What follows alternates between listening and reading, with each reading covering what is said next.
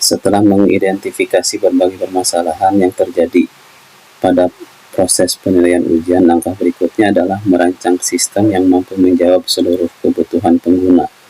Perancangan dilakukan secara sistematis agar aplikasi yang dikembangkan tidak hanya berfungsi dengan baik, tetapi juga mudah digunakan untuk penguji ataupun admin.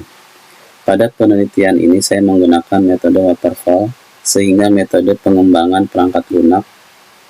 Metode ini dipilih karena memiliki tahapan yang jelas dan berurutan, dimulai dari analisis kebutuhan, perancangan sistem, implementasi, pengujian, hingga tahap pemeliharaan. Dengan pendekatan ini, setiap proses dapat dilakukan secara lebih terstruktur sehingga memudahkan pengembangan maupun evaluasi sistem. Tahap berikutnya adalah pemodelan kebutuhan sistem menggunakan UML atau Unified Modeling Language.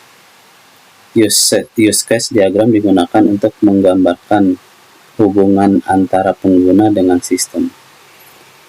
Pada aplikasi ini terdapat dua aktor utama, yaitu admin dan penguji. Penguji bertugas memberikan penilaian melalui tautan yang diterima, sedangkan admin memiliki hak akses untuk mengelola data ujian, melihat hasil penilaian, serta menghasilkan laporan secara otomatis. Selain use case diagram, saya juga menggunakan activity diagram dan sequence diagram untuk menggambarkan alur kerja sistem secara lebih rinci. Diagram tersebut menunjukkan bagaimana proses penilaian dimulai ketika penguji membuka tautan, mengisi formulir penilaian, hingga data tersimpan ke dalam basis data dan dapat langsung diproses oleh sistem. Dengan pemodelan ini, seluruh proses bisnis dapat dipahami sebelum dilakukan tahap implementasi. Selanjutnya dilakukan perancangan basis data menggunakan Entity Relation Diagram atau ERD. Relationship Diagram atau ERD.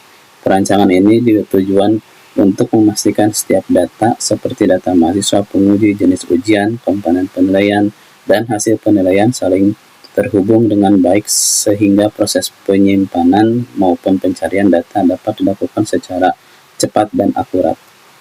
Hasil dari seluruh proses perancangan ini menjadi dasar dalam membangun aplikasi berbasis web yang akan diimplementasikan pada tahap berikutnya.